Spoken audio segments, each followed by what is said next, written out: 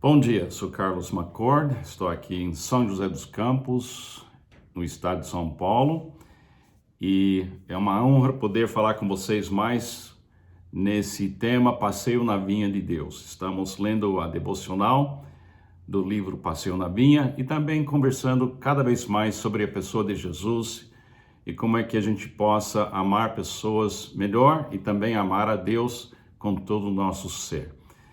Hoje é 7 de setembro e é uma data importante na família McCord.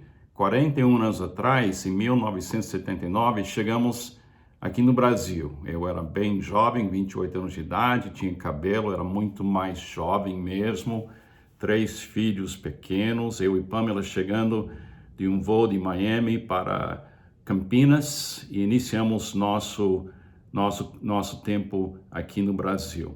Interessante, chegando no dia 7 de setembro, eu me lembro que eu achei que o Brasil era um lugar tão tranquilo, tão calmo, porque quando entrei na cidade de Campinas, não tinha quase ninguém na rua. É claro, era feriado. Então fiquei totalmente chocado. No dia 8, todo mundo voltou para as ruas e eu vi aquela agitação tão legal que temos aqui no Brasil. Mas tem sido um privilégio e honra fazer parte do que Deus está fazendo aqui no Brasil. O título da devocional de hoje é Gravado no DNA. Gravado no DNA.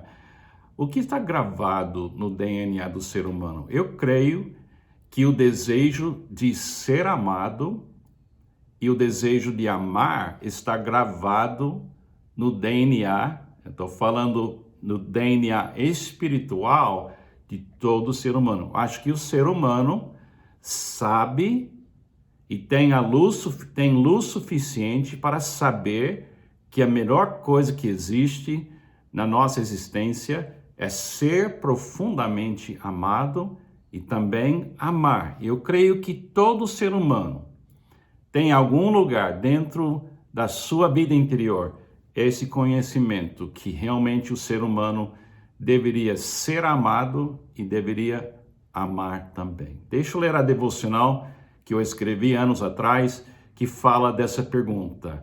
O desejo de ser amado é uma coisa bem interessante. É baseado em o Evangelho segundo João, capítulo 1, versículo 9, que diz: estava chegando ao mundo a verdadeira luz que ilumina todos os homens. Está falando de Jesus, que é a luz que ilumina todos os homens.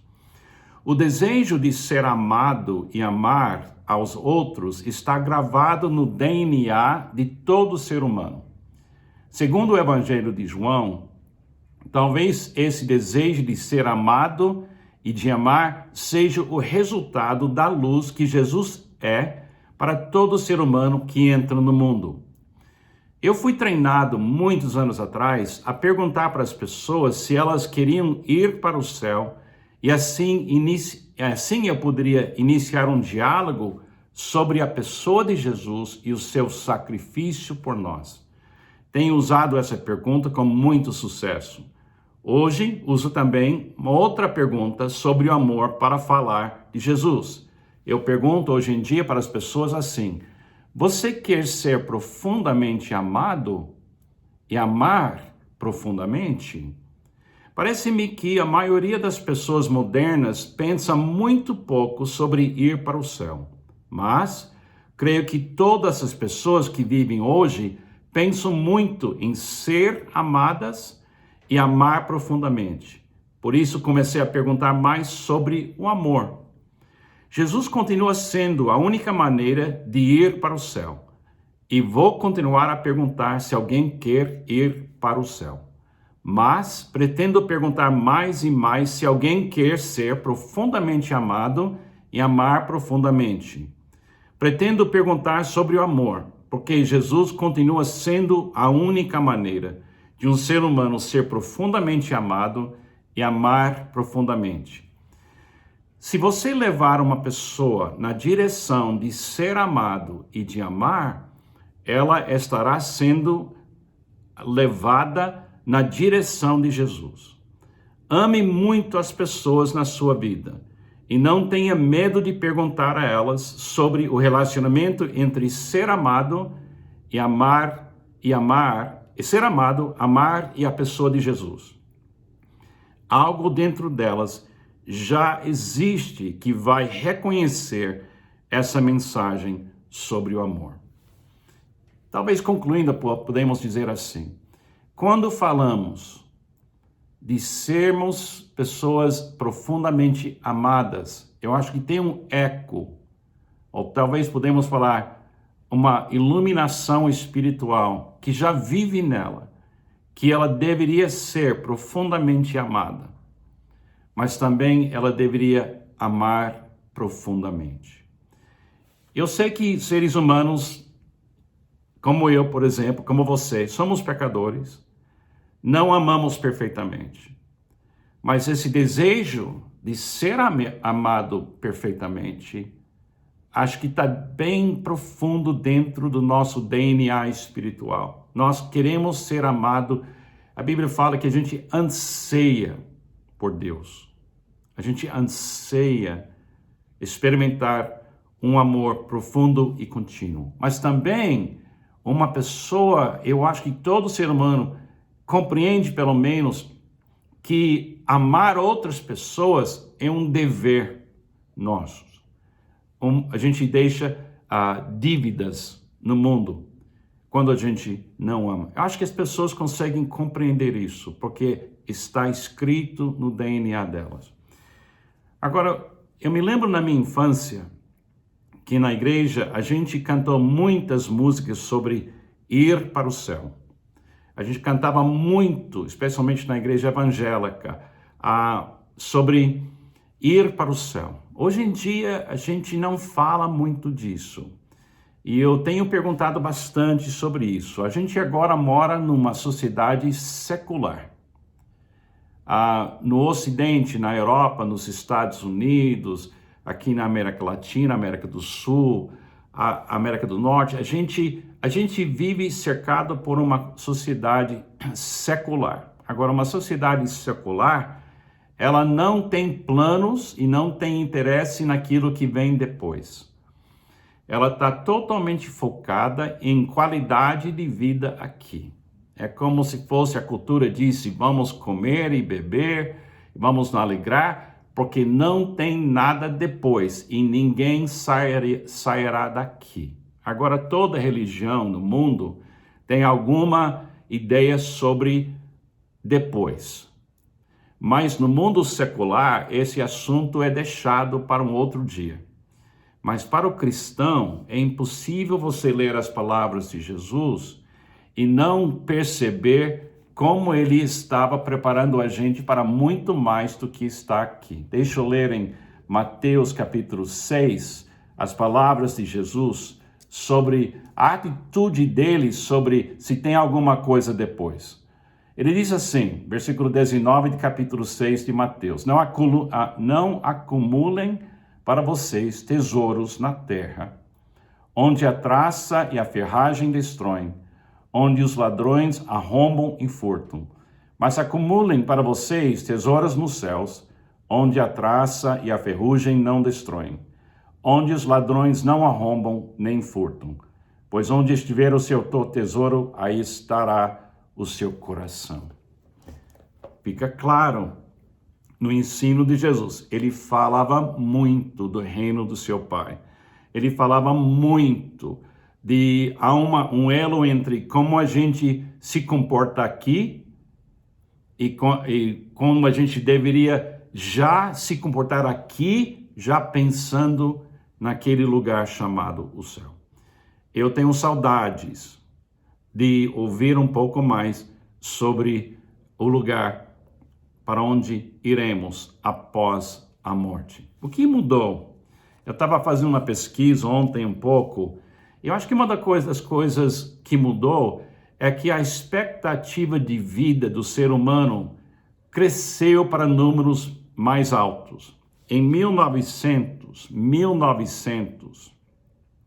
120 anos atrás, aqui no Brasil, a expectativa de vida, isso quer dizer a média, somando todas as pessoas que nasceram e calculando a média de vida que iam viver, A média em 1900 no Brasil era 33,7 anos. Média, porque tanta criança morreu na infância. Não é que a pessoa não vivia até 70, 80 anos. Mas a média, a morte era muito presente na vida das pessoas. Em 1950, já subiu para 50,8 anos. 50,8 anos média. Hoje, 2020, aqui no Brasil é 76,7. Então, o que isso muda alguma coisa? Muda sim. Porque a gente não está vivendo diariamente a presença da morte. Agora, a pandemia trouxe de volta a uma consciência da morte bem mais diária para nós nesse mundo secular. Impressionante como a gente vive hoje diferente do que no século XIX, vamos dizer. Eu estava lendo um livro sobre a preparação de pastores no século XIX e o autor falou que o pastor no século XIX foi preparado para preparar pessoas para uma boa morte. Entendeu? Ele jamais hoje o seminário vai falar, vamos preparar pessoas para uma boa morte. Talvez a gente deveria falar um pouco disso, mas hoje vamos preparar as pessoas para uma vida boa. Por que eles naquele tempo do século XIX falaram preparar para uma boa morte? Porque a morte, onde pessoas estão vivendo só há 30 e poucos anos, é um assunto relevante. Hoje em dia, a gente não pensa desse jeito. A gente está pensando tanto nesse tempo aqui que a gente não pensa muito.